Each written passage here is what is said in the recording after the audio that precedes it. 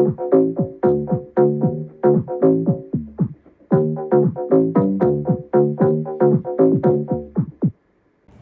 guys, selamat datang di Rebel Podcast. Oke, apa kabar nih semuanya? Baik. Kalau kamu gimana? Alhamdulillah baik. Oke, jadi FYI kita ini semuanya dari kelompok 7 mata kuliah psikologi perkotaan Universitas Indonesia. Jadi hari ini kita bakal ngobrolin sebenarnya sisi kehidupan kota yang kalian tuh pasti nggak ngeh banget ya, kayak kalian pasti luput dari perhatian kalian semua. Jadi perkenalkan gue dulu ya. Hari ini tuh kita jujur punya topik pembicaraan yang jujur baunya aja kayak kerasa sama sini di banyak yang belum mandi kayak. Oke, jadi kalian bakal dengar hari ini kita bakal bahas yang namanya stres lingkungan, khususnya di TPS atau tempat pembuangan sampah. Nah, sebelum kita lanjut nih, kita kenal sama kakak sayang. Jadi tolong teman-teman semuanya perkenalkan diri dulu, mulai dari perempuan dulu kayak. Halo guys, gue Mutia. Jadi gue pas observasi itu bagian dokumentasi ya. Jadi gue foto-foto lingkungan sekitar, foto bapaknya dan lain-lain. Oke, jadi halo semuanya, kenalin nama gue Jidan. Jadi gue di sini anggota kelompok 7 bersama dengan teman-teman ini. Dan di lapangan gue tuh bertindak sebagai orang yang berinteraksi langsung bersama Rizky. Oke, halo guys, kenalin nama gue Rizky. Gue juga salah satu anggota dari kelompok 7. Nah, tugas gue tuh sama kayak Jidan, yang kesempatan buat mewawancarai langsung orang atau tugas kebersihan yang ada di sana, sekaligus juga melihat kayak lingkungan itu kayak gimana aja gitu ya. Oke, udah kenal semua kan ya, kita juga sayang semuanya. Jadi langsung aja, aku mau nanya nih, sebenarnya apa sih yang kalian pertama kali rasain atau first impression kalian ada di TPS nih? Apa sih rasanya? Sebenarnya pasti agak shock karena jujur nih kan kita nggak pernah ya berada di lingkungan yang benar tumpukan sampah yang bau gitu kan. Dan pada saat itu kita cuacanya lagi agak mendung gitu ya, dan sempat hujan juga sebentar. Jadi berasa struggling banget gitu loh di lapangan pas terutama aku bagian dokumentasi observasi gitu. Betul, setuju banget sih. Bukan gerimis lagi, itu hujan deras, Iya. hujan deras. Hujan. Itu kan langsung ya daerah-daerah itu kayak mungkin bau-baunya langsung mengat ikut dengan Bau-bau apa tuh biasanya kayak ada bau apa? bau-bau lingkungannya, bau-bau lingkungan sekitar sama bau-bau sampahnya langsung kelihatan. Terus juga mungkin ya jadi tekanan kita juga sih buat masuk ke orangnya. Ya itu tuh bau banget, jadi kayak bener-bener. Tapi awal-awal doang, jadi kayak di lokasi kita datang nih, bau banget. Tapi pas kita udah agak lama nggak terasa bau. Biasa ya. Iya, apa ya? Udah nyelam. Nyatu sama kita kali itu. Nah terus gue sempat dengar juga tuh ada si siapa namanya petugas TPS-nya, jadi dia kayak bilang, wah capek banget hari ini. Jadi kayak ternyata mereka juga capek gitu. Di situ bukan berarti mereka kebal, nggak capek, nggak bau gitu ya. Dan ini sih gue pernah baca juga tuh ada konsepnya dari Evans, dia bahwa stres lingkungan itu muncul waktu tekanan melebihi daya adaptasi seseorang. Jadi ternyata tuh kepada ini, kepada batasnya gitu. Kalau udah melebihi ya juga pasti mengeluh gitu. Jadi di TPS itu exposure itu nggak cuma bau sih, tapi kondisi fisik juga diperhatikan. Oke, sebenarnya selain kalian kan mention banyak bau ya, selain bau apalagi sih yang paling menonjol menurut kalian di sana? Oke. Dari petugas kebersihannya mungkin. Tugas kebersihan ya mungkin secara ini kali ya, fisiknya mungkin dia terlihat kayak agak lebih ya agak lebih kurang bersih atau kurang bersih lah gitu. Terus juga lingkungan sekitar tempat tinggalnya pun kita yang melihat di sana lumayan agak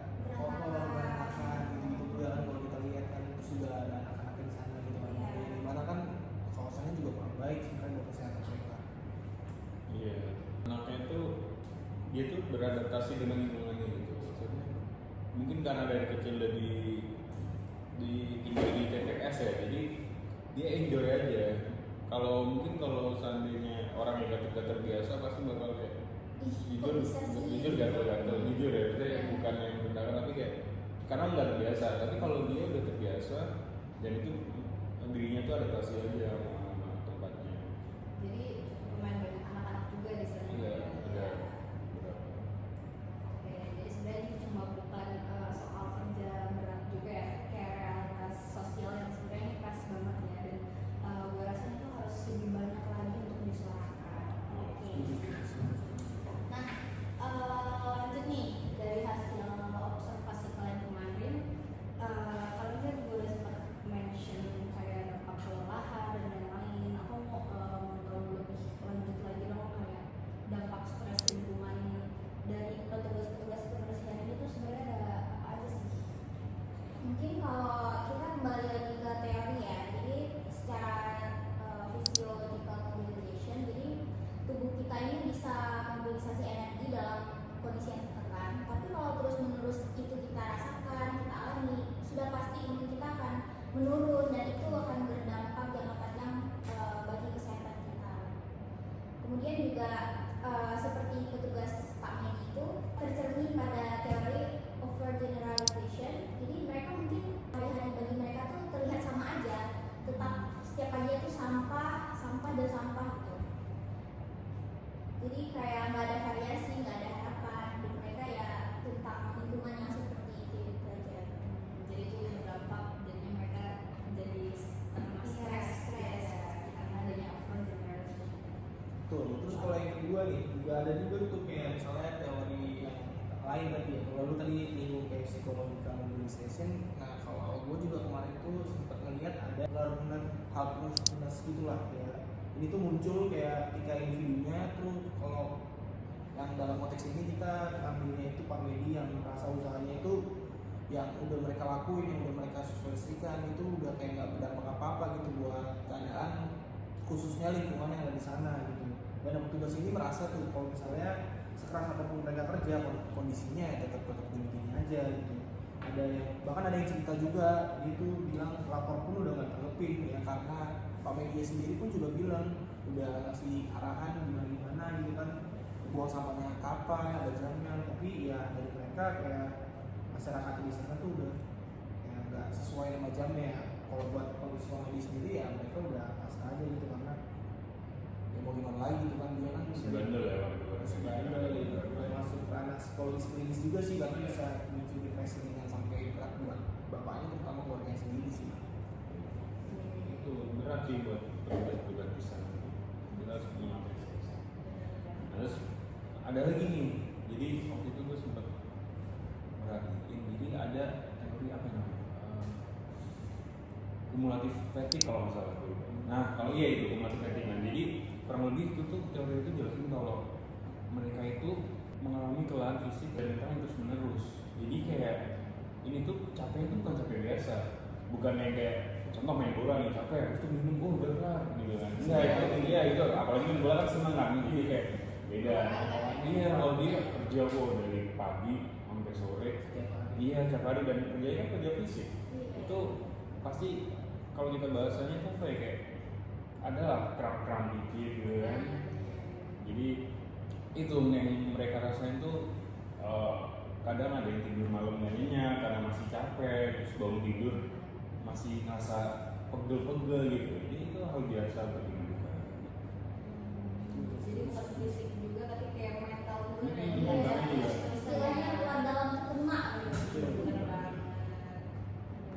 Jadi kayak berasa banget ya, sebenarnya kita nih nggak boleh menyepelekan petugas kebersihan guys, karena bukan dilihat dari fisik aja, tapi kalian juga harus lihat dari sisi mental mereka. Jadi kayak nggak boleh mikir mereka yang kerjanya cuma ngurusin sampah doang, padahal sebenarnya kan banyak banget mereka tuh maraton psikologisnya tuh hampir tiap hari. Apalagi mereka tuh mulai kerja dari jam 5 subuh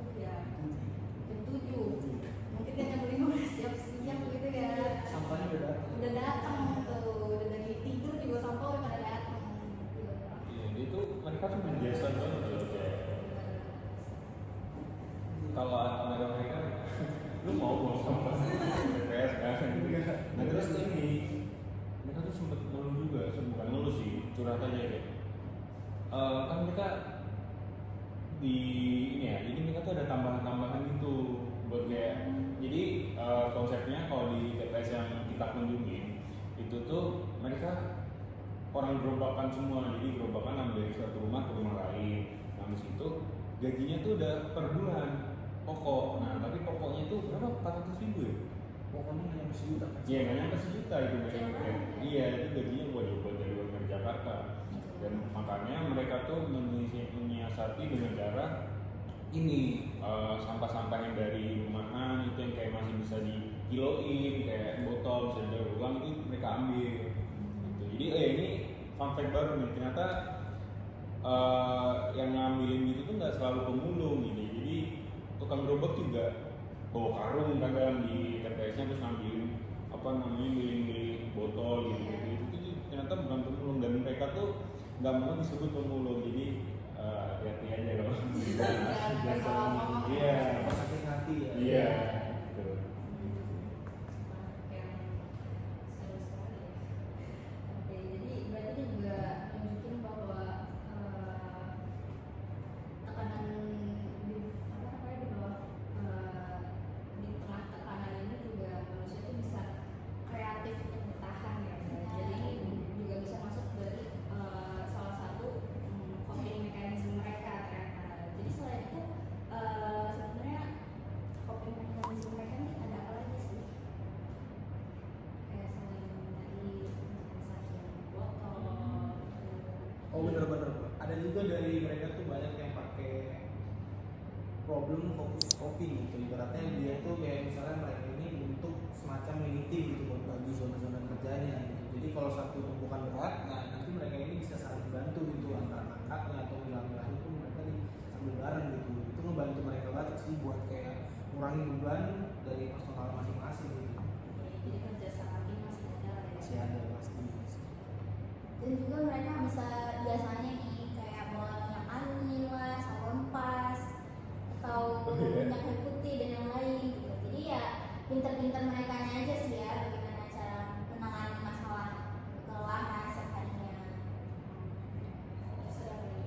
Nah terus kemarin tuh juga ini ada beberapa yang di Tekas Kalibata tuh mereka tuh pas lagi nggak tahu lagi istirahat atau gimana ya, tapi mereka tuh jadi di situ kan ada yang penjual minuman kayak es gitu. Terus mereka tuh bercanda gitu satu sama lain, jadi kayak lebih ke ngencengin sih kayak ada lah tuh orang kayak lucu banget maksudnya kayak dia tuh kalau gue perhatiin kayak jadi bahan tertawa tapi dia juga senang juga bahagia gitu. Jadi saling itu kan. Nah itu tuh iya benar. Nah itu tuh kalau teorinya ini gue pernah baca juga namanya emotion focus coping apa gitu ya kayak gitu tuh. Terus nah jadi mereka tuh buat biar nggak capek dia melempar jokes lah, humor satu sama lain.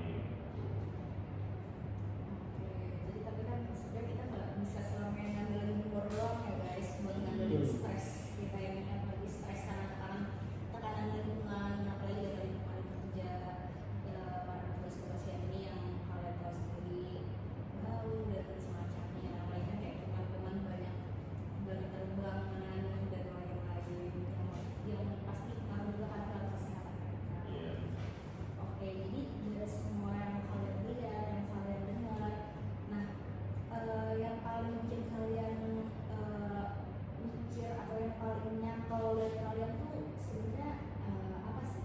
Jadi kayak dari hasil observasi kalian kemarin tuh kalian sadar bahwa mungkin sebenarnya petugas kebersihan ini nggak sesepele yang kita pikirkan gitu. Kalau misalnya ada ini kalian gimana? Jadi ya gue jadi sadar sih kalau pekerjaan yang kadang kita sepelekan ya kayak apa sih ngomongin bersama doang, ternyata itu tuh nggak sepele itu dan nggak maksudnya itu tuh yang penting. Dan juga mereka tuh menyimpan beban psikologi yang luar biasa buat gue karena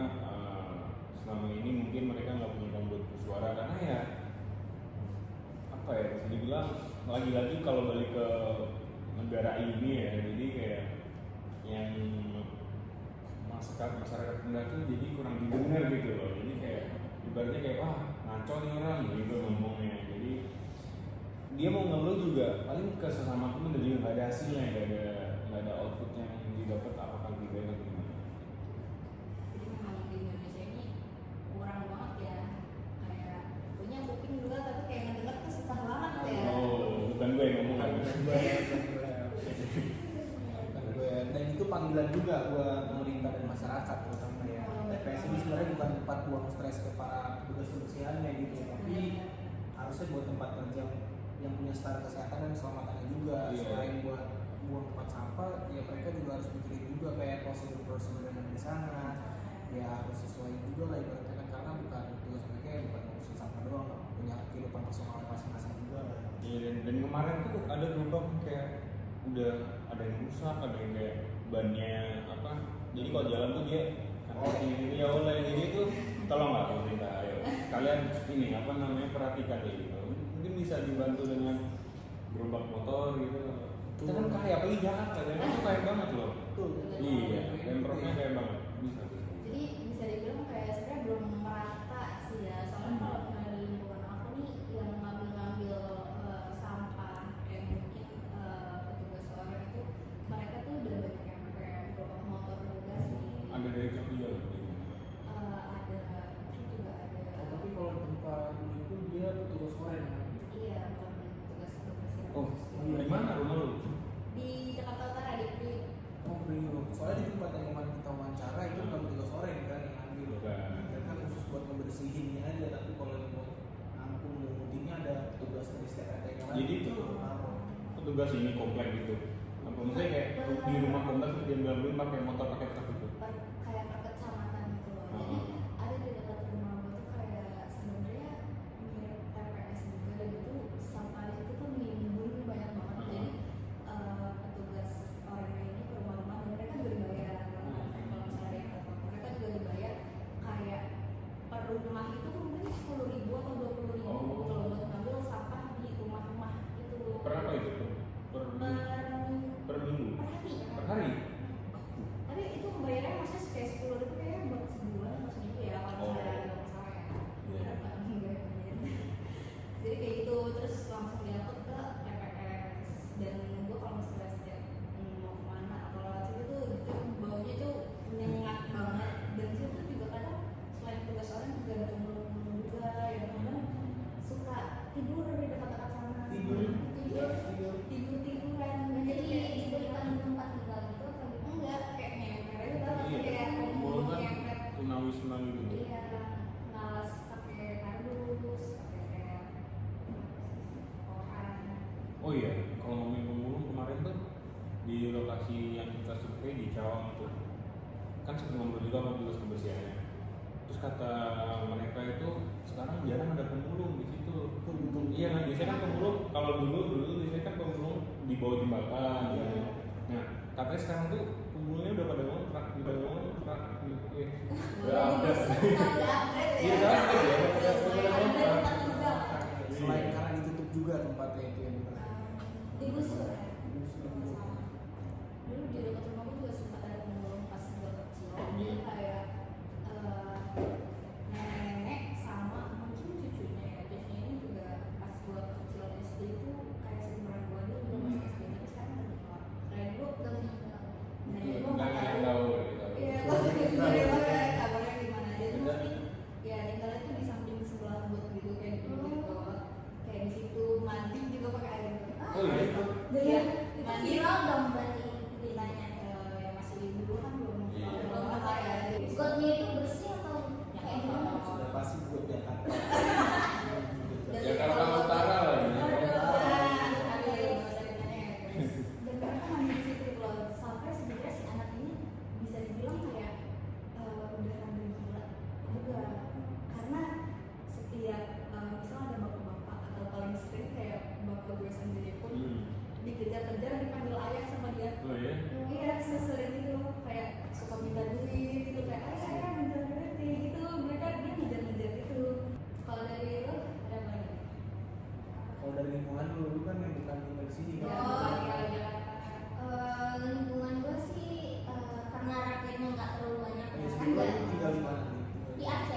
Banda Aceh. Jadi gue tuh tinggal di pusat kotanya. Kan biasanya kita tahu ya kalau misalnya pusat kota itu biasanya rakyatnya lebih banyak dibanding di desa. Jadi cenderung lebih terorganize dibanding di Jakarta. Kalau Jakarta kan dapat kejompangan yang kita lihat ya, misalnya gedung-gedung tinggi gitu, tapi di belakang gedung tinggi itu ya wilayah kumuh. Jadi sebenarnya gapnya tuh jauh banget guys gitu. Dan itu sih yang buat aku shock gitu. Harusnya kan kalau misalnya satu daerah yang apa ya misalnya canggih atau elit ya penyebaran juga ada rata gitu. Oke, jadi setuju banget sih kayak kita juga perlu sadar bahwa mereka tuh kerja di tempat yang kita kadang kalau lewat membawanya aja udah nggak sanggup gitu. Apalagi mereka emang kerja di situ, datang tiap hari di situ, udah kayak rumah mereka juga lah, rumah kedua mereka gitu ya. Jadi kayak respect dari kitanya harus otomatis gitu loh, bukan kayak harus diminta dulu, kayak harus ditegur dulu gitu. Dan yang paling penting kita juga nggak bisa terus-terusan berharap mereka tuh bisa tangguh gitu ya. Kalau sistemnya sendiri aja mungkin mereka jenuh gitu. Untuk sistem juga harga yang per kilonya pun itu murah banget. Per kilo sampahnya ya Kalau berapa? sampahnya kemarin tuh 2,5 kalau nggak salah. 2.500 per kilo. Per kilo. Berarti ya 2.500 ya satu karung baru berapa sih? Satu karung paling bisa 4 kilo gitu. Satu karung 2.500 10.000 mereka itu bisa nyari lama, itu bisa setengah hari betul-betul. Jadi ya respect buat dari sisi sistemnya pun sama harganya mungkin harus di pasar ya lebih manusiawikan mereka lagi lah gitu. Harusnya berapa tuh harga yang Iya, expect-nya? harusnya dinaikin setengahnya. 5.000 kah? 5.000 masih masuk gitu. Ya berat banget. Apalagi kayak sekarang kita beli mie aja 2.500 udah nggak ada. Nggak ada. Masa sampah sekilo 2.500 kan nggak rata banget tuh mangkok makan kan. Apalagi telur juga pada Dan itu naik juga, harganya. itu juga ada harganya fluktuatif, makanya agak kasihan kan. Tergantung mulai dari hal-hal kecil, misalnya kayak buang sampah pada tempatnya atau nggak sembarangan gitu loh. Nah selain dari sisi mikro tadi, kayak dari makronya juga sebenarnya pemerintah nih juga harus investasi ya di sistem pendukung dalam sistem kerja tugas kebersihan, tugas oren ataupun maupun pemulung itu sendiri ya. Jadi semua stakeholders dari pemerintah, swasta, NGO maupun kita mahasiswa sendiri tuh harus saling merangkul untuk para petugas kebersihan ini bisa mendapatkan fasilitas kerja yang layak ya sebenarnya. Apalagi kayak untuk sampah ini sebenarnya hal yang sepele tapi dampaknya itu banyak banget gitu loh, bukan dari kesehatan fisik aja tapi juga kesehatan mental. Oke. Mungkin apa ada lagi yang mau ditambahin sama teman-teman? Ayo, Lagi nonton. kata-kata hari ini. Oke, kata-kata hari ini. Ke penonton. Kasih gitu. Lempar-lemparan. Ya buang sampah pada tempatnya itu udah pasti guys, karena mungkin kalian udah bosen ya sering dengar kayak buang sampah pada tempatnya iya gitu. Tapi itulah hal-hal kecil begitulah sebenarnya menunjukkan ya mencerminkan gimana rakyat kita gitu loh. Yang pentingnya juga bagian dari diri Iya, sendiri. karena aku tuh pernah lihat ada di suatu tempat gitu ada larangan kayak dilarang buang sampah di sini. Di bawah itu bener langsung sampah gitu. Oh, ya. Ini maksudnya apa guys? Ya ini meledek sih, itu meledek sih. Iya. Dari pada warna itu. Ibaratnya dari kecil gitu. Ibaratnya kalau misalnya sampah di permen paling kecil lah segini doang. Tapi kalau misalnya satu RT bilang gitu kan jadi banyak. Iya. Ada yang numpuk ya. Oke, jadi itu dia obrolan kita hari ini. Makasih banyak buat Tia, Jeda, dan Rizky sudah meluangkan waktunya. Maksudnya ini bukan cuma mahasiswa yang semata-mata melakukan observasi, tapi kita juga sebenarnya sebagai penyambung suara mereka, para petugas kebersihan, petugas oren, maupun pemulung juga ya, yang selama ini nggak kedengeran. Oke. Jadi jangan lupa buat lebih aware, stay kind dan buang sampah pada Tempatnya. tempatnya. Oke, sekian terima kasih. Makasih. Bye. Keren-keren juga ya. Tapi ini latihan tambah. Latihan makanya jadi